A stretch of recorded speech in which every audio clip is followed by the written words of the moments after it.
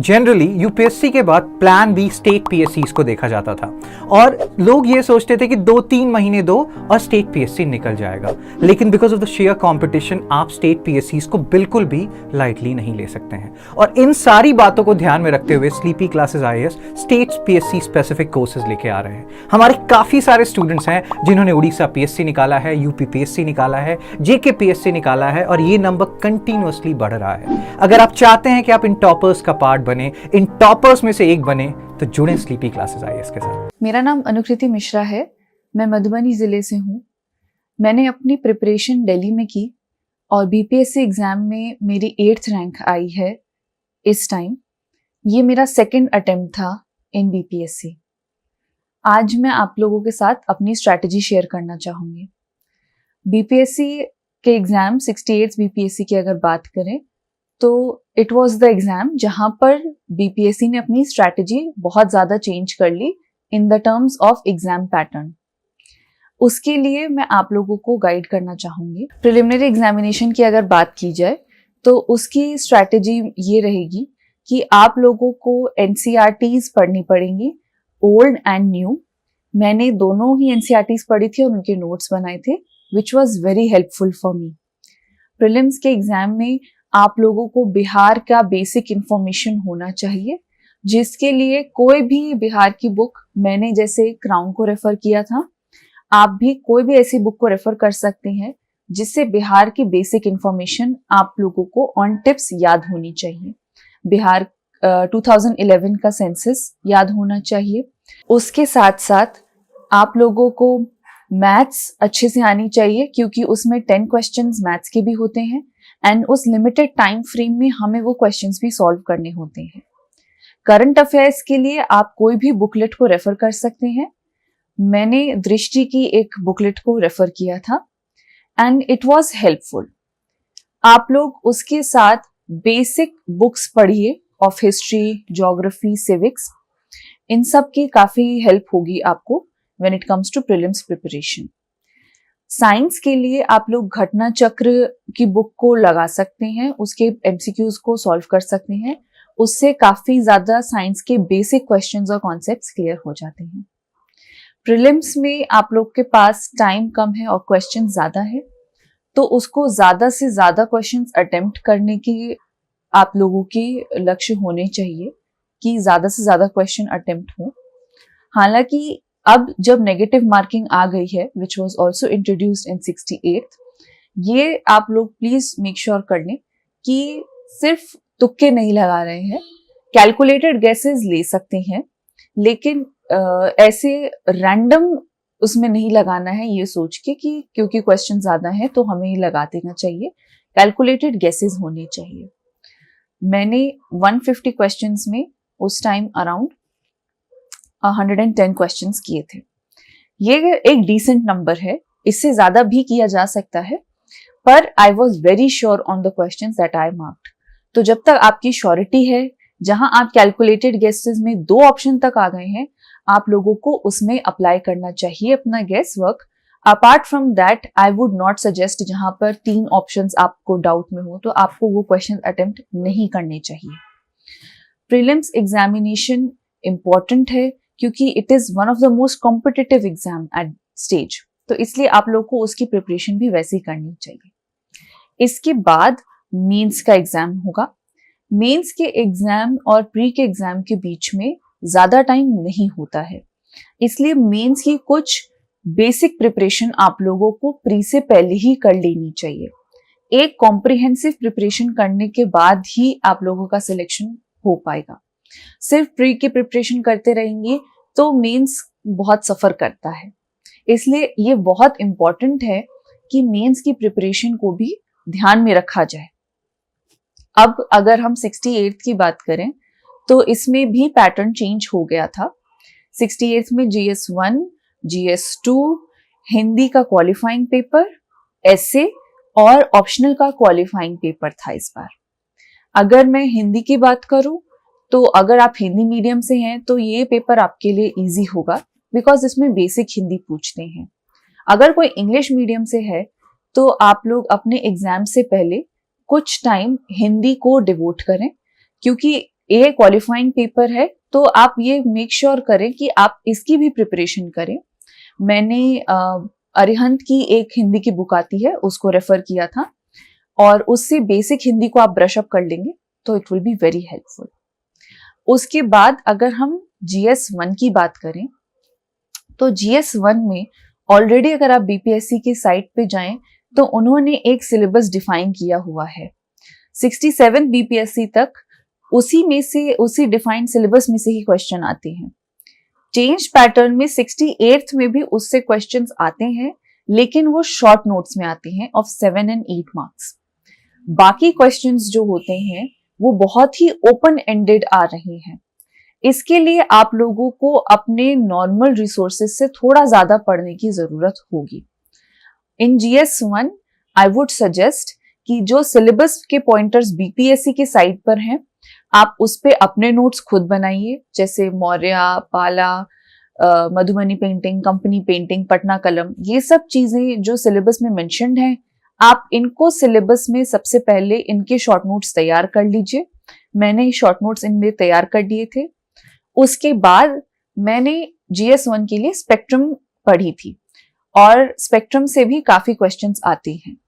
History और art and culture दोनों ही sections आते हैं, इसलिए आर्ट एंड कल्चर में मैं आप लोगों को कहूंगी कि आप क्लास 11 की introduction to art and culture जरूर पढ़ के जाएं।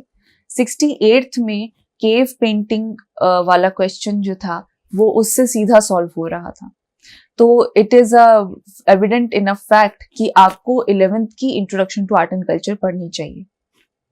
उसके अलावा आपका पहला क्वेश्चन 7 या 8 नंबर का जो होता है वो Indian council act, government of India act जैसे क्वेश्चंस आते हैं। उसके लिए आप लक्ष्मीकांत की फर्स्ट चैप्टर को रेफर कर सकते हैं, जो प्री इंडिपेंडेंस जो लॉज हैं उनको डिफाइन करते हैं। उसमें से आपको ये सारे थोड़े से अच्छे से रटने पड़ेंगे। अगर हम GS1 के सेक्शन 2 की बात करें तो ये प्योरली करंट अफेयर्स बेस्ड होता है। इसमें आप विजन की मंथली को रेफर कर सकते हैं। एग्जाम से 4 महीने या 5 महीने पहले की सारे मंथली में इंपॉर्टेंट न्यूज जो हैं उनको कवर कीजिए। ये आपका वर्ल्ड और इंडिया के करंट अफेयर्स के लिए इंपॉर्टेंट है। लेकिन अगर हम बिहार के करंट अफेयर्स की बात करें तो उसके लिए बहुत इंपॉर्टेंट है कि आप कोई बिहार रिलेटेड मैगजीन देख लें। फॉर एग्जाम्पल, मैंने परफेक्शन की BPSC एनालाइजर को रेफर किया था। इस BPSC एनालाइजर बुक मैगजीन से मैंने बिहार के करंट अफेयर्स को देख लिया था। इससे आपका सेक्शन 2 हो जाएगा। ये दोनों सेक्शन इंपॉर्टेंट है, बट जो थर्ड सेक्शन है वो सबसे ज्यादा इंपॉर्टेंट है GS1 में, वो है स्टैटिस्टिक्स। आपका स्टैटिस्टिक्स बहुत अच्छे से प्रिपेयर्ड होना चाहिए, क्योंकि थ्योरी में शायद आपको फुल नंबर ना मिले, लेकिन अगर आप स्टैट्स के क्वेश्चन सही सही सॉल्व कर लेते हैं तो आपके 36 number of each question is intact, आप उसमें फुल नंबर उठा सकते हैं। तो इसीलिए इंपॉर्टेंट है कि आप स्टैट्स को भी उतना ही ध्यान दें। स्टैट के लिए मैंने प्रीवियस ईयर क्वेश्चंस को ही फॉलो किया। मैंने 56 से 59th BPSC से लेकर 67th BPSC तक जितने स्टैट्स के क्वेश्चन थे उनको किया। आपको कैलकुलेटर अलाउड है, आप अपने घर पे एक स्टॉप वॉच या टाइमर लगा सकते हैं और 2 क्वेश्चन सॉल्व कीजिए, और इन दोनों क्वेश्चंस को सॉल्व करके जो टाइम आपको आता है आप उसको विद इन 1 आवर करने की कोशिश कीजिए। आपकी स्ट्रैटेजी ये होनी चाहिए कि 3 घंटे में 3 सेक्शंस हैं, तो हमें 1 घंटे में 1 सेक्शन को पूरा कर लेना चाहिए। स्टैट्स के क्वेश्चंस सबसे इंपॉर्टेंट हैं GS1 में। आप इन पे ध्यान देंगे तो आपकी 72 नंबर तो ऐसे ही आ रहे हैं। GS1 में बाकी दोनों सेक्शंस की प्रिपरेशन आप history culture, art and culture कर सकते हैं, और इधर करंट अफेयर्स के लिए प्रिपेयर कर सकते हैं। उसके बाद अगर हम GS2 की बात करें तो GS2 के लिए उसमें भी 3 सेक्शंस हैं। तो GS2 के पहले सेक्शन में पॉलिटी आती है। इसमें आपको बिहार की पॉलिटी और इंडिया पॉलिटी करनी पड़ेगी। इंडियन पॉलिटी के कुछ क्वेश्चंस हैं जो हमेशा ही पूछे जाते हैं बिहार में। आपको मेक श्योर करना है कि आप वो सारे क्वेश्चंस जरूर करें। इसके लिए आप लक्ष्मीकांत को रेफर कर सकते हैं। मैंने भी लक्ष्मीकांत को रेफर किया था, पर क्योंकि बुक बहुत बल्कि है तो आई वुड सजेस्ट आप उसके कुछ सिलेक्टेड चैप्टर्स जैसे governor, president, centre state relations के शॉर्ट नोट्स बना लें। मैंने भी उनके शॉर्ट नोट्स बनाए थे एंड वो एंड में रिवीजन में काफी हेल्प करते हैं, तो आप लोग उनके शॉर्ट नोट्स बना सकते हैं। बिहार पॉलिटी के भी कुछ क्वेश्चंस हैं जो पूछे जाते हैं, विच इज एग्जाम्पल अगर हम गवर्नर की बात करें उसमें भी सेंटर स्टेट रिलेशन पूछा जाता है, तो वो सब आपको थोड़ा डेटा बिहार के पॉलिटी के बारे में भी पता होना चाहिए। इसके लिए मैंने नेट का सहारा लिया और इसके लिए मैंने नेट की हेल्प से ही जो जो क्वेश्चंस थे वो किए। पॉलिटी का ये सेक्शन बहुत इंपॉर्टेंट है क्योंकि इसमें बहुत सारे करंट अफेयर बेस्ड क्वेश्चंस भी बन सकते हैं। जो पॉलिटी में आजकल हो रहा है उसको रिलेटेड क्वेश्चंस पूछे जाते हैं, तो आपको इसमें करंट अफेयर्स को भी इंटीग्रेट करना पड़ेगा। Caste in politics, communal politics, ये सब क्वेश्चंस पेट क्वेश्चंस हैं। रीजनल पार्टीज का क्वेश्चन बहुत इंपॉर्टेंट है, ये क्वेश्चंस बार बार पूछे जाते हैं GS2 में, तो आप इन पे स्पेशल ध्यान देंगे और इसमें करंट अफेयर्स ऐड करने की कोशिश करेंगे। साइंस एंड टेक के ऑप्शंस में भी आपको थोड़ा बहुत आजकल की इमर्जिंग टेक्नोलॉजीज के बारे में पता होना चाहिए। इसके लिए आप किसी भी कोचिंग के basic notes on artificial intelligence, nano technology, biotechnology ले सकते हैं। कोई भी कोचिंग का बेसिक स्टडी मटेरियल जो होता है साइंस एंड टेक में, आप उसे लेकर पढ़ सकते हैं और उसके शॉर्ट नोट्स बना सकते हैं। बाकी साइंस के क्वेश्चन बहुत ओपन एंडेड आते हैं, वहां पर आपको सोचना पड़ेगा थोड़ा बहुत, लेकिन कुछ क्वेश्चंस जैसे indigenous technologies, role of science and tech in Bihar, flood management in Bihar, ये क्वेश्चंस ऐसे हैं जो बार बार पूछे जाते हैं, तो आपके शॉर्ट नोट्स इन पे रेडी होने चाहिए। अगर हम GS2 के सेक्शन 2 की बात करें तो यहाँ पर करंट अफेयर्स बेस्ड क्वेश्चन पूछे जाते हैं जो बिहार के लिए स्पेसिफिक होते हैं। तो Bihar special economics and Bihar special geography, ये आप लोगों को अच्छे से प्रिपेयर्ड होने चाहिए। इसमें क्वेश्चंस बहुत ज्यादा घुमा के पूछे जा सकते हैं, इसलिए आप इसमें मेक श्योर करेंगे कि क्राउन या कोई भी आप बेसिक जो भी बिहार की बुक रेफर कर रहे हो उसको अच्छे से पढ़ें। मैं since I am a geography student, मैंने बिहार की बेसिक ज्योग्राफी पे पूरे नोट्स तैयार किए थे and they were very helpful. तो आप भी ये कर सकते हैं कि बिहार की ज्योग्राफी और बिहार की economy, Bihar economic survey and Bihar budget, ये 4 चीजों के नोट्स आप अच्छे से प्रिपेयर कर लेंगे, जिससे GS2 के सेक्शन 2 में आपको बहुत हेल्प मिलेगी। इसके बाद आपका एसे का पेपर आता है। एसे का paper is a very new paper जो 68 में फर्स्ट टाइम इंट्रोड्यूस हुआ था। इसमें इंग्लिश के 2 एसे आते हैं और तीसरा एसे जो होता है वो भोजपुरी कहावतों पे और मैथिली के कहावतों पे डिपेंड करता है। इन दैट केस आपको ध्यान रखना पड़ेगा कि आपको नॉर्मल एसे प्रिपरेशन तो करनी ही है, साथ में भोजपुरी कहावतें और मैथिली कहावतों के बारे में आपको एक ब्रीफ आइडिया होना चाहिए।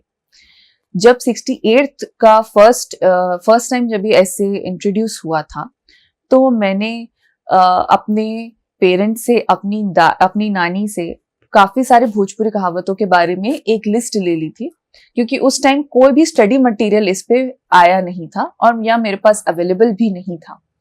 तो मैंने अपने से बड़ों की हेल्प लेके इसमें भोजपुरी कहावत की लिस्ट बना ली थी और मैथिली की भी कहावतें थी इसमें। तो उनकी प्रिपरेशन की मैंने मोर स्पेसिफिकली और वो काफी हेल्पफुल रहा। ऐसे आपके 3 आते हैं। पहले 2 ऐसे तो बहुत ही normal and open ended topics पे आते हैं, तो इस पे आप बहुत सारे ब्रॉड डायमेंशंस लिख सकते हैं। ऐसे लिखने में आई वुड सजेस्ट कि आप तरह तरह की शैलियां यूज करें। पहले ऐसे को अगर आप पॉलिटिकल, इकोनॉमिक और सोशल उसमें डिवाइड करके बता रहे हैं, तो दूसरे में वो अप्रोच ना यूज करें, वहां पे कुछ और अलग तरीके से ऐसे लिखें और थर्ड ऐसे में कोई तीसरा मेथड डाल सकते हैं। मैंने एक में पॉलिटिकल, इकोनॉमिक, सोशल, टेक्नोलॉजिकल करके, जिसे पेस्टल अप्रोच कहते हैं, उसमें फर्स्ट ऐसे लिखा। सेकंड ऐसे में मैंने अलग अलग डायमेंशंस खोले बट उनको पॉलिटिकल, इकोनॉमिक का नाम नहीं दिया। और तीसरे ऐसे में मैंने 2 एनेक्डोट्स से ऐसे को जोड़ के लिखा। तो इसी तरीके से आप भी डिफरेंट तरीके से ऐसे लिखिए। मेरा स्ट्रैटेजी यही रहेगा आप लोगों के लिए कि ऐसे में आप लोग घर पे रह के प्रैक्टिस करें इसकी। 3 घंटे में 3 ऐसे लिखें इसको आप अपनी पेयर रिव्यू करा सकते हैं, अपने दोस्तों को दिखा सकते हैं, और अगर कोचिंग में है तो वहां भी चेक करवा सकते हैं। ऐसे में आपका एक्सप्रेशन क्लियर होना चाहिए। जो टॉपिक पूछा गया है उसी टॉपिक के बारे में लिखें। आप इधर उधर टॉपिक से डाइग्रेस नहीं होने चाहिए। इसके बाद आपका फोर्थ पेपर आता है जो है optional. Optional paper is equally important, क्योंकि अब ये क्वालिफाइंग हो गया, इसका मतलब ये नहीं है कि आप इसकी पढ़ाई नहीं करेंगे।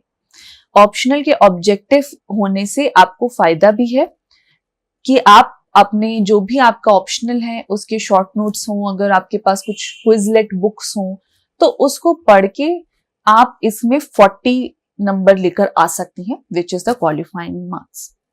इसके लिए आपको अच्छे से पढ़ना पड़ेगा। जो भी अपना ऑप्शनल है उसकी बारीकियों से, उसके जो छोटे छोटे कीवर्ड्स हैं या डेफिनेशन है या जो फैक्ट्स हैं वो पढ़ना है। आप, since this is an objective paper and not a subjective one, यहाँ पर आपको सिर्फ इंपॉर्टेंट फैक्ट्स और टर्मिनोलॉजीज को पढ़ना पड़ेगा। इस तरीके से अगर आप फॉलो करेंगे तो the qualifying paper becomes very easy. ये स्ट्रैटेजी अगर आप फॉलो करेंगे तो आई एम श्योर आपका मेंस में सिलेक्शन हो जाएगा। घर पे आप जितना चाहें मेंस आंसर राइटिंग प्रैक्टिस कर सकते हैं। मैंने घर पे ही रह के मेंस आंसर राइटिंग की प्रैक्टिस की थी। 68th में मैंने कोई भी कोचिंग ज्वाइन नहीं की थी, पर 67th में मैंने मेंस आंसर राइटिंग की कोचिंग ज्वाइन की थी, जहां मैं 1 से 2 टेस्ट ही लिख पाई थी बिकॉज ऑफ टाइम कंस्ट्रेंट।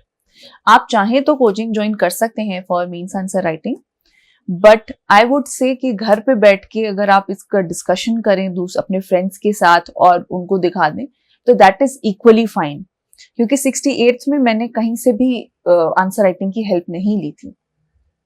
एक बात और है, आंसर राइटिंग में आपको स्ट्रक्चरिंग बहुत अच्छे से करनी आनी चाहिए, क्योंकि आपको 6 पेजेस लिखने हैं, तो आपको हर क्वेश्चन जो भी 38 मार्क्स का है वहां 6 पेजेस लिखने हैं, तो इट इज एक्सपेक्टेड कि आप एटलीस्ट 5 to 5.5 पेजेस अच्छे से लिखें।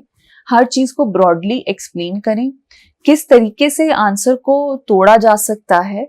आप क्वेश्चन में बनाइए कितने सब पार्ट्स बन रहे हैं और उन सब पार्ट्स के हिसाब से आप अपना आंसर बनाइए। अगर आप ऐसे कर लेते हैं, एक अच्छा इंट्रोडक्शन और एक कंक्लूजन लिखते हैं, तो आई थिंक आपका बहुत ही होलिस्टिक आंसर बनता है।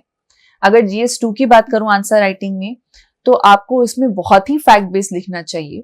आप इसमें अगर कॉन्स्टिट्यूशनल आर्टिकल्स और जजमेंट्स मेंशन कर सकते हैं तो it will be really helpful and beneficial. Science and tech में अगर आप किसी पर्टिकुलर टेक्नोलॉजी का नाम लिखते हैं या अच्छे एग्जाम्पल्स देते हैं तो बहुत हेल्पफुल रहेगा। आर्ट एंड कल्चर अगर हम GS1 में बात करें तो यहाँ पर अगर आप स्पेसिफिक एग्जाम्पल्स देते हैं तो ये आपको ज्यादा एक्स्ट्रा आपको एज मिलेगा एज कंपेयर टू अदर जो थोड़े जनरल पॉइंट्स लिख रहे हैं। अगर आप पॉइंट्स में लिखते हैं, पैराग्राफ में लिखते हैं, that is up to you, लेकिन मैं पॉइंट वाइज सिस्टम को फॉलो करती हूँ। और अगर आप ऐसा कर रहे हैं तो मेक श्योर कि आप अपने हर पॉइंट को बहुत अच्छे से एग्जाम्पल्स के साथ सब्सटैंशिएट करें। इसके बाद हम डिस्कस करेंगे इंटरव्यू स्ट्रैटेजी। जब आपका मेंस में सिलेक्शन हो जाता है तब उसके बाद इंटरव्यू स्ट्रैटेजी भी इक्वली इम्पॉर्टेंट है। यहाँ पर आपको बिल्कुल भी कॉम्प्लिसेंट नहीं होना है, ये नहीं सोचना है कि यहाँ तक हो गया तो आगे भी हो जाएगा। यहाँ पर आपको और भी ध्यान देना पड़ेगा और यहाँ पर आपका जो भी ऑप्शनल है उसको बहुत अच्छे से प्रिपेयर करेंगे। मैं अगर अपने एक्सपीरियंस से बताऊं तो मेरा इंटरव्यू सिर्फ ऑप्शनल पे ही बना एंड इसीलिए वेरी इंपॉर्टेंट कि आप अपने ऑप्शनल को बहुत अच्छे से प्रिपेयर करें, उसके हर फैक्ट को जानें। Bihar related problems, Bihar related आपका ऑप्शनल कैसे बिहार को हेल्प कर सकता है, आपका ऑप्शनल एडमिनिस्ट्रेशन को कैसे हेल्प कर सकता है, these are the kind of questions जो बहुत पूछे जाते हैं। इसको आपको प्रिपेयर कर लेना चाहिए। एक अच्छा इंट्रोडक्शन प्रिपेयर होना चाहिए। ये बेसिक क्वेश्चंस आप लोग प्रिपेयर करेंगे तो इंटरव्यू भी काफी इजी जाएगा। मेरा इंटरव्यू बहुत ही ज्यादा अच्छा गया बिकॉज बहुत ही फैक्चुअल क्वेश्चन पूछे गए थे and I was somewhat prepared. तो आप अपना ऑप्शनल अच्छे से प्रिपेयर करें। अगर आप ऑलरेडी सर्विस में हैं तो अपनी सर्विस के बारे में प्रिपेयर कीजिए और आपकी जो भी हॉबी है, जो भी आप इंफॉर्मेशन देंगे, मेक श्योर कि आप उस इंफॉर्मेशन में बहुत थॉरो हो। और बिहार रिलेटेड इंफॉर्मेशन भी आपके पास होनी चाहिए। ऐसे ही आपका इंटरव्यू अच्छा जाएगा and final selection would be possible. तो ये थी मेरी strategy for clearing BPSC. I hope ये आप लोगों के लिए भी बेनिफिशियल हो। Thank you for watching DKT. और अगर आपका कोई भी क्वेरी हो तो आप मैसेज कर सकते हैं